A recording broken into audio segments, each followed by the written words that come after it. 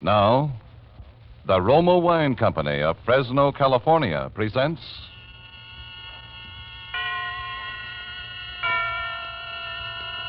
Suspense.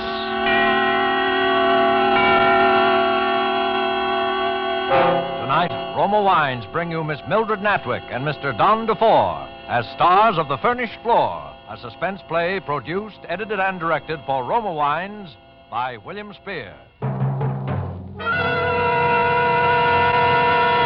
Suspense, radio's outstanding theater of thrills, is presented for your enjoyment by Roma Wines. That's R-O-M-A, Roma Wines. Those excellent California wines that can add so much pleasantness to the way you live, to your happiness in entertaining guests, to your enjoyment of everyday meals. Yes, right now a glassful would be very pleasant, as Roma Wines bring you a remarkable tale of suspense. And with The Furnished Floor, a new study written for suspense by Lucille Fletcher, the author of Sorry, Wrong Number and other distinguished radio plays, and with the performances of Don DeFORE as Mr. Jennings and Mildred Natwick as Mrs. Hawkins, Roma Wines hope indeed to keep you in suspense.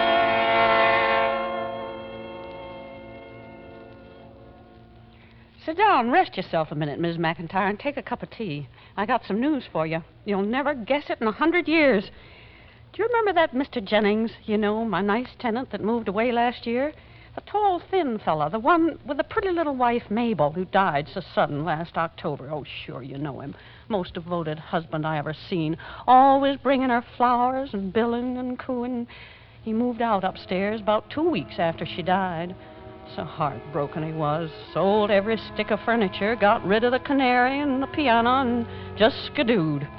I expected any day to hear they'd fished him up out of the river, but no. This morning, while I'm cleaning down the stairs, who do you think should ring my bell?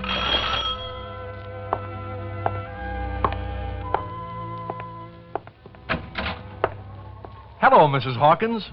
Remember me? Why, it's Mr. Jennings. My, Mr. Jennings, you sure give me a turn. I never expected to see you around this neighborhood again. Well, here I am. How's the upstairs floor? Just as you left it, Mr. Jennings. I haven't rented it to a soul. Well, I want to rent it again. What? You, Mr. Jennings? That's right. I'm setting up housekeeping again. Well, if that don't beat... Getting married again, Mr. Jennings? In a way. Let's run up and take a look, shall we?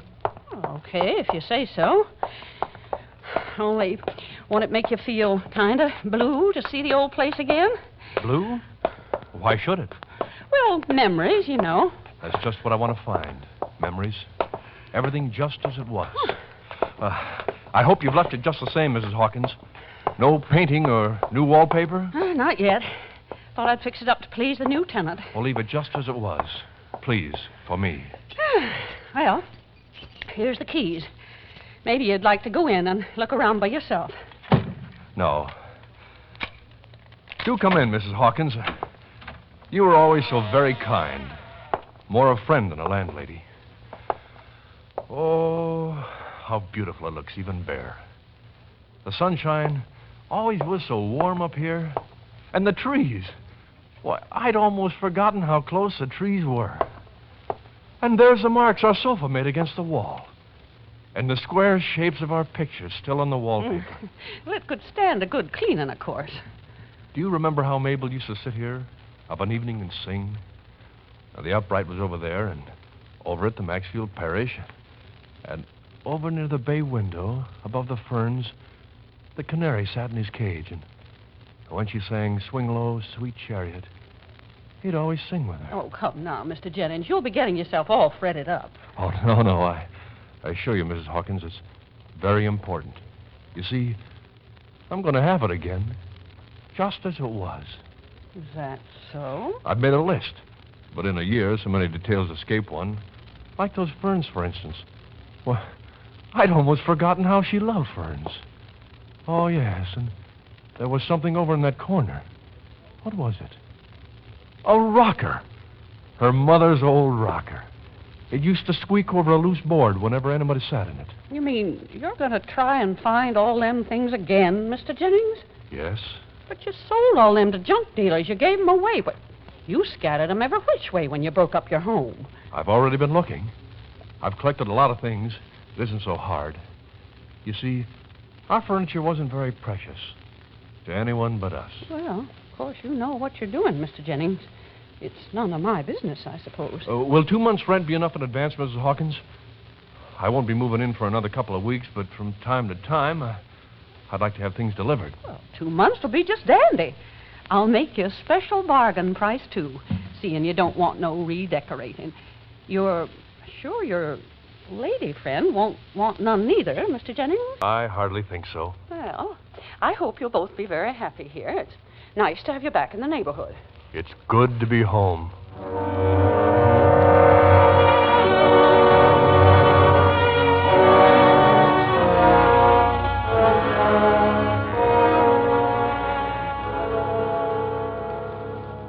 Now, Mrs. McIntyre, what would you have done in my place? I admit it gave me a funny feeling, you know. You would think a man had more respect for the dead, and her dead only less than a year, than to bring a new wife plumb back to the same floor and the same furniture.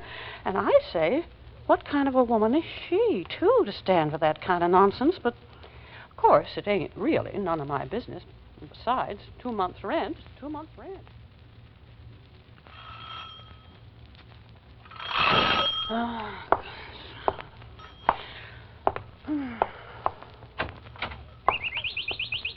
Well, Mr. Jennings, what are you doing here this time of night? I'm moving in. Moving in? I intended coming much earlier, but I had so many last-minute things to do, like picking up Dickie and... Oh, now, don't tell me that's your old canary, Mr. Jennings. Yes, it's little Dickie. I found him in a pet shop on 3rd Avenue, in his old cage.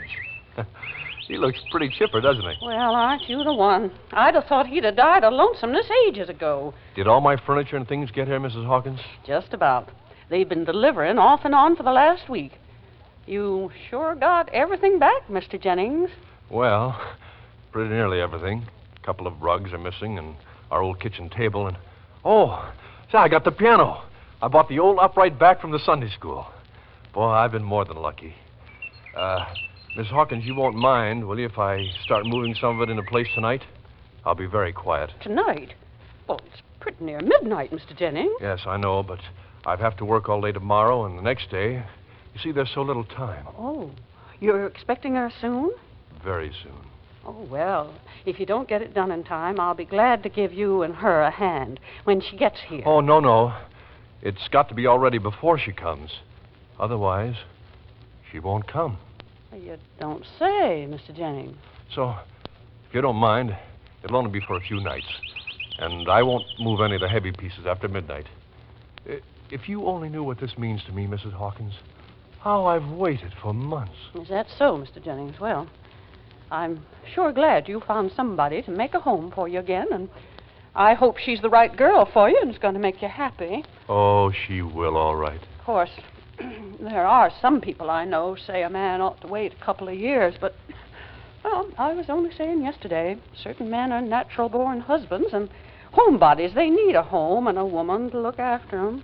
Yes, that's true. Well, good night, Mrs. Hawkins. I'll try not to disturb you. Good night, Mr. Jennings.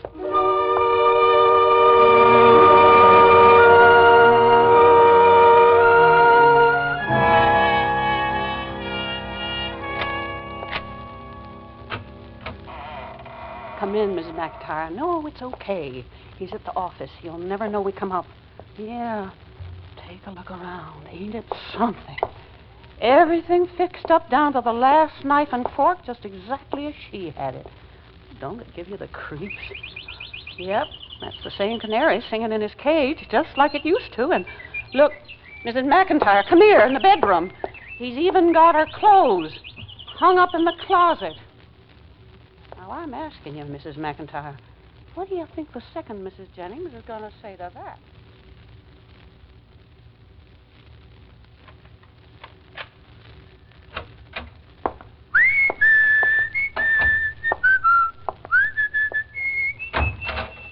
Mr. Jennings? Oh, hello, Mrs. Hawkins. Well, I've been beside myself with worry, Mr. Jennings. Where you been all this time, if I may ask? Right here. Right here? What, didn't you hear us come in? I've been to work all day, of course, but last night, a little after 1. Oh, perhaps you were sleeping. Us? You mean you and... Well, yes. She's come. You mean she's been upstairs all day? Certainly. But I haven't heard a sound. Probably she's sleeping. She was very tired. The trip was more exhausting than I dreamed. Well, you might have stopped by and told me on your way to work this morning, Mr. Jennings. Of course, it's none of my business, but I could have at least introduced myself to my own tenant and maybe even helped her out. Oh, it's all right. She doesn't want to see anybody just yet. Oh, no? Well, of course, I wouldn't intrude on your privacy for anything, Mr. Jennings, although I'm sure when the first Mrs. Jennings was alive, we were all friends here. Oh, no, it isn't that. It's only that in these first few days, everything is so new and strange. She's not quite herself. Okay, Mr. Jennings. You know best. But if you should want me, you just call down the dumb waiter, and I'll be right up. Thanks, Mrs. Hawkins. Thank you. But on no account are we to be disturbed. On no account.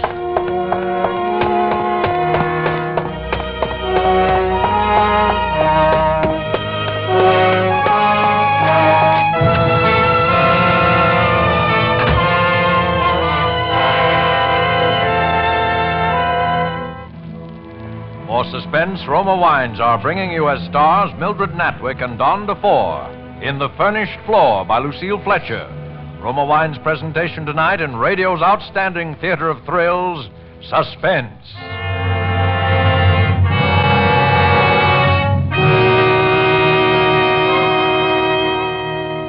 Between the acts of Suspense, this is Truman Bradley for Roma Wines. Happier days are here again. People are entertaining more and more, inviting friends over often, enjoying friendly visits in simple, sensible ways. One such way is to serve Roma, California sherry. In the words of famed hostess Elsa Maxwell, I serve my guests Roma sherry. There is nothing so friendly, so heartwarming as delicious, glorious, golden amber Roma sherry, rich in nutty, mellow taste goodness, served cool. When I invite friends in, I always serve Roma sherry as first call for dinner. And Miss Maxwell might have added, Roma sherry is most enjoyable later in the evening, too. In fact, anytime.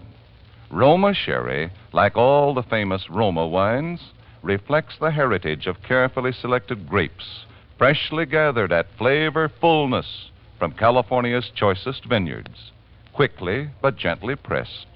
Then by a process as slow as time, brought to liquid perfection by Roma's ancient winemaking skill, and bottled at Roma's famed wineries. Enjoy Roma wines regularly. They are always unvaryingly good. Remember, because of uniformly fine quality at reasonable cost, more Americans enjoy Roma than any other wine. R-O-M-A. Roma Wines. And now Roma Wines bring back to our Hollywood soundstage Don DeFORE and Mildred NATWICK in The Furnished Floor, a play well calculated to keep you in suspense.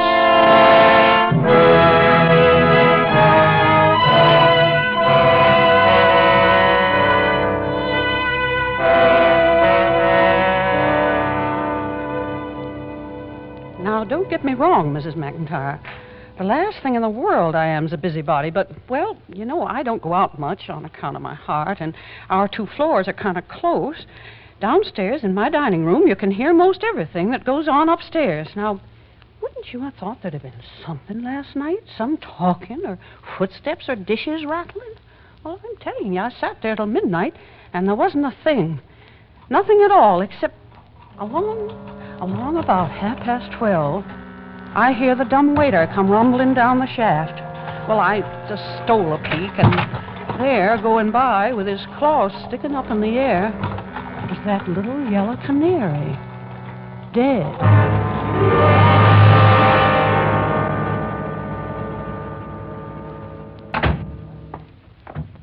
Good morning, Mrs. Hawkins. Good morning. And how's Mrs. Jennings today? Wonderful. Feeling a bit better now? Oh, yes.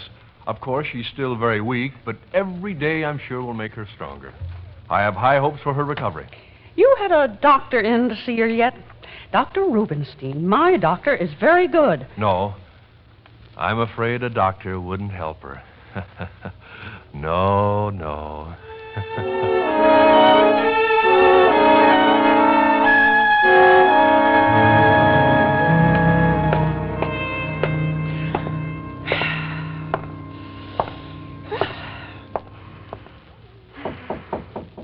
Mrs. Jennings. Mrs. Jennings. It's Mrs. Hawkins. The lady downstairs. I heard you were sick, and so I got a little bit of lunch for you, Mrs. Jennings. It's just a little bowl of homemade chicken broth, but it's nice and rich. You sleeping, Mrs. Jennings?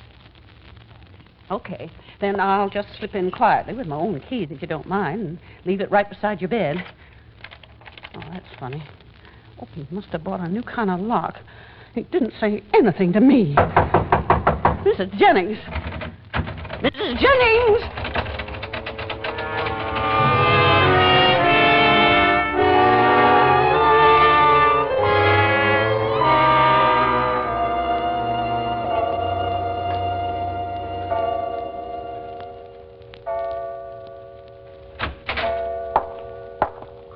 Mr. Jennings? Oh, good evening, Mrs. Hawkins. You got a minute, Mr. Jennings. I'd like to speak to you, if you don't mind. Well, Mrs. Jennings is waiting for me upstairs. It's about Mrs. Jennings. She's still poorly, you say? Well, she is confined a good deal to her bed. Well, why don't you get someone in to look after her? I know a good woman, Mrs. McIntyre, goes out nursing by the day. No, oh, no. Well, I don't like it, Mr. Jennings, locking her up like that every morning so not a soul can get in. Suppose something happened. What could happen? What could happen? Anything could happen. A fire. Oh, that doesn't worry me. Or she could get worse and maybe even die. Oh, no. Everybody's got to go sometime, Mr. Jennings. I wouldn't take no chances. Yes, I know. But not her. Not her. Whatever do you mean, Mr. Jennings? Because she's immune. Immune? Against... She ain't got no contagious disease up there, has she? Oh, no. It's nothing like that. Oh, Mrs. Hawkins, please don't worry or be uneasy. It's worked out so beautifully. It's nothing that can do you any harm. And we're so happy. So wonderfully happy. Oh, Mr. Jennings, I'll be up in about 1 hour with the plumber. The plumber? I'm sorry to disturb you at supper time, but there's something gone wrong with the pipes, and we think it's upstairs in your floor. You can't come in. Mrs. Jennings will be sleeping. Plumber says it's the only time he can come. Unless he comes tomorrow afternoon while you're at the office. You want to leave me your key, Mr. Jennings? No, I can't. Well, he'll have to get in there sooner or later, Mr. Jennings. The water downstairs all black and discolored. It's out of the question tonight. I'll discuss it with you in the morning.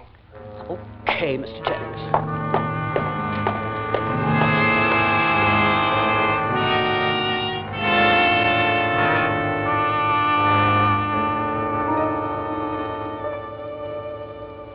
Now, Mrs. McIntyre, how would you feel? Your own house going to rack and ruin. You can't even do nothing about it. I ask you, what kind of a thing's he got up there that nobody can see? I tell you, just sitting here in this silent house night after night gives me the creeps. And with my heart what 'tis. Well, anyway, his 2 months' rent's up tomorrow, and I got my mind made up.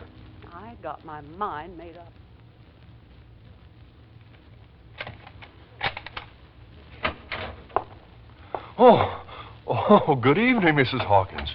Why, I didn't know you for a minute standing there in the dark. Well, I didn't want to miss you this time, Mr. Jennings. No? I got your money this morning for next month stuck under the door. Oh, yes. I had to leave early. I hope it was all right. No, it wasn't all right. I'm sorry, but the floor's been rented, Mr. Jennings. Rented? To a young serviceman and his wife from the 4th. They took it sight unseen this morning. Oh, but you can't. They're living in a crowded room on 81st Street. It's very crowded. I told them I figured you could probably get most of your stuff out in a week. A week? I never told you I was going, Mrs. Hawkins. I'm sorry, Mr. Jennings. Well, if it's a matter of a little more rent, I'll be glad to pay and sign a lease, any kind of a lease you want. It's not a matter of rent or a lease, Mr. Jennings. It's just I want my floor back, that's all. But, Mrs. Hawkins, I like neighborly people upstairs, Mr. Jennings. I'm home a lot. I like people I can trust. I don't want no mysteries in my house. New locks on the door so no one can get in, and sneakings in and out at night. Oh, Mrs. Hawkins, I swear to you it's all right. Perfectly all right. All this business about Mrs. Jennings, never a face at the window, never a footstep on the floor, or a dish rag hung out on the line. Mrs. Jennings is ill.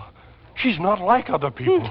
Oh, I tell you I won't go. You've got to let me stay. Here's your rent back, Mr. Jennings. I haven't any place to go. This is my home. It's all I have. I staked out everything on being here. Everything. There are other floors vacant in this neighborhood. No. It's got to be this one, this particular floor. Mrs. Hawkins, if I could buy the house, the whole house. Buy the house? Yes, if it's for sale. Perhaps you've never thought of selling it, but I'd give you a good price. I'd scrape the money together somehow. This house ain't for sale. It happens to be my home, too, Mr. Jennings. Oh, I know, but you're all alone now that Mr. Hawkins is... Oh, I mean, it's a heavy responsibility. A big house and all those stairs to keep clean and the repairs and all. Oh, Mrs. Hawkins, if you'd only reconsider, I'd do anything. No, it's too much for me. I don't understand it. Why can't she see me and talk to me? Why can't she invite me in for a cup of tea and explain? Because she can't. What's the matter with her that she can't? Is she so ugly or so beautiful or so crazy? Who is she, anyway?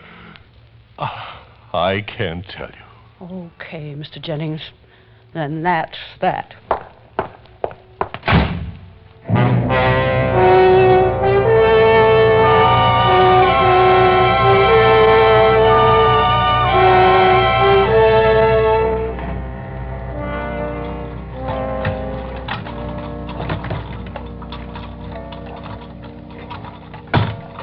Mrs. Hawkins! Mrs. Hawkins! Yes? I'm here, Mr. Jennings, at the dumbwaiter. Mrs. Hawkins! Yes, Mr. Jennings. What is it? I'm sending you down the key on the dumbwaiter.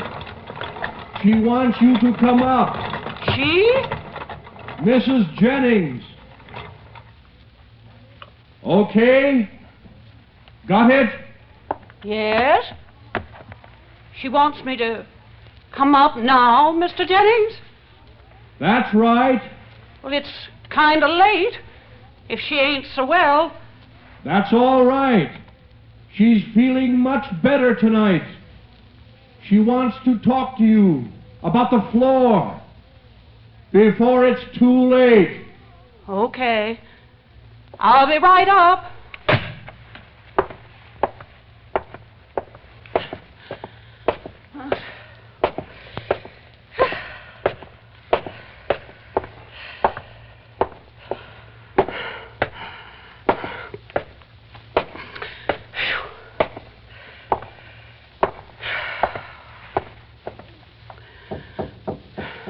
Okay, Mr. Jennings.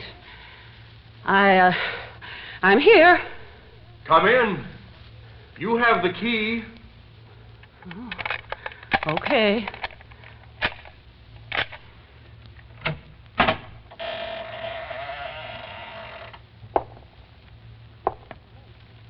Well, where's your lights, Mr. Jennings? I can't see a thing.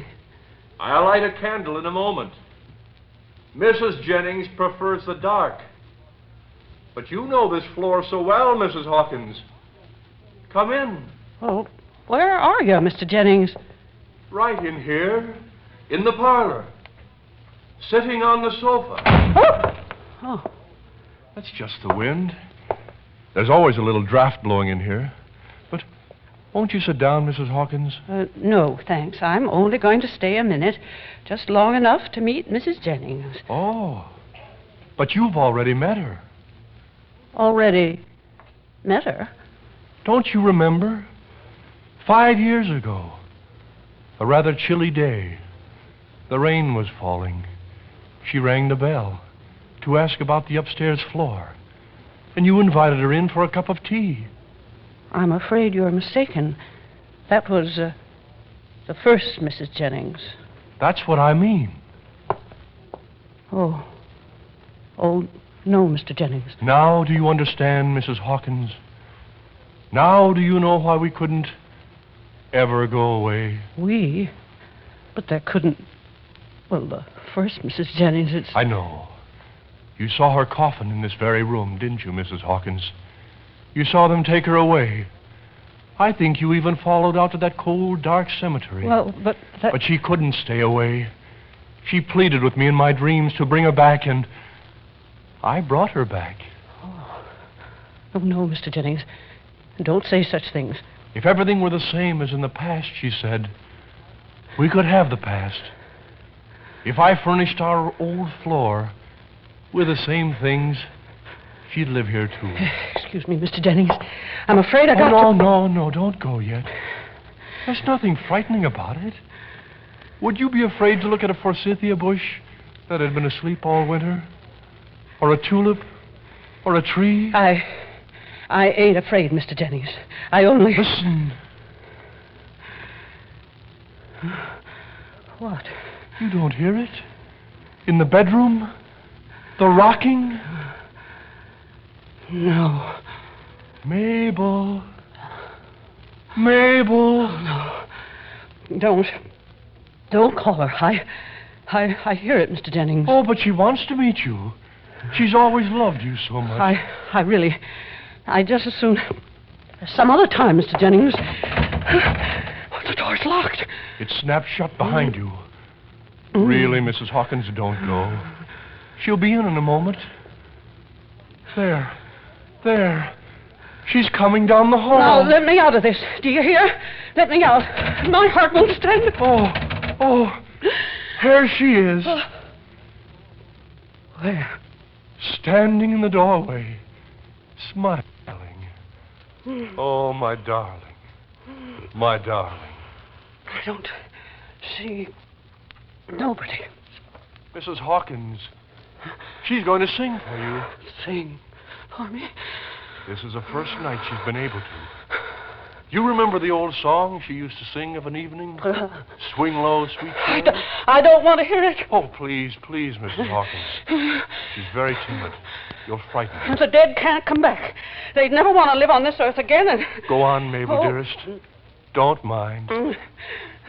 You're looking very beautiful tonight, my darling. I like that dress. Do you remember when we bought it? On our first wedding anniversary. Why don't they all come back then? Why couldn't my poor old John... Sit down, dearest. There. Now it seems like old times again.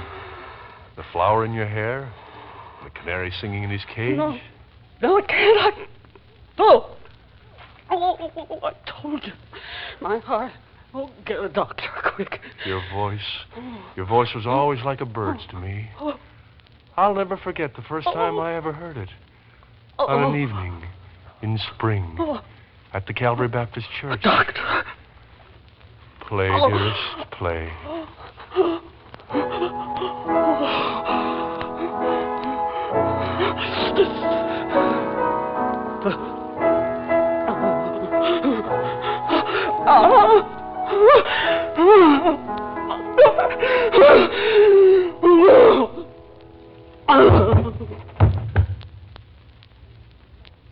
Go on, dearest. It's all right. Sing. Swing low, sweet chariot, coming for to carry me home. Swing low, sweet chariot, coming for to carry me home.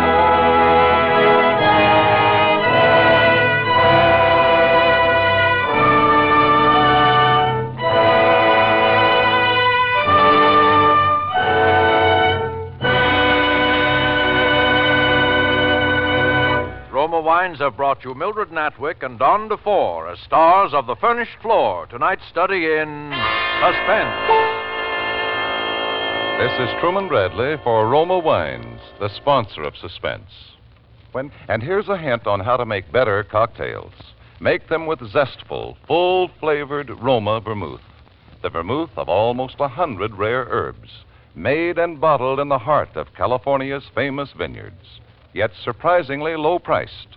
Try Roma vermouth soon, won't you? Mildred Natwick will soon be seen in the Metro-Goldwyn-Mayer production Yolanda and the Thief. Don DeFORE is currently being seen in the Hal Wallace production You Came Along, a Paramount picture. Next Thursday, you will hear Miss Myrna Loy, a star of Suspense, radio's outstanding theater of thrills.